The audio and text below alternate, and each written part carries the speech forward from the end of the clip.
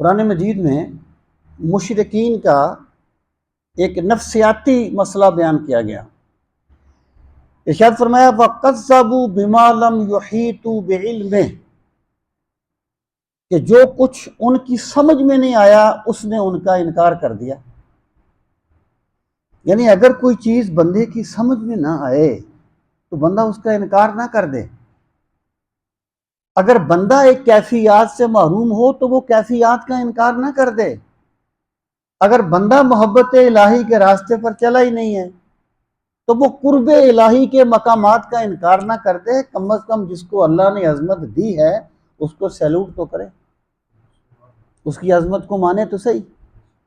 تو میں یہ کہتا ہوں کہ آج کل جو اولیاء اللہ کے بارے میں ڈگر اختیار کیا جاتا ہے وہ بیسیکلی پتہ نہیں وہ کوئی دین سے دور کرنے کا کوئی منصوبہ ہے لوگوں کا، یا کیا ان کا کوئی نفسیاتی مسئلہ ہے۔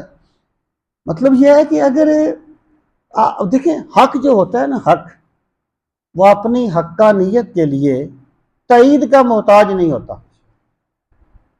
اگر ایک بندہ بھی حق پر قائم نہ ہو تو حق حق ہی ہوتا ہے، حق اپنی حقانیت کے لیے کسی کا محتاج نہیں۔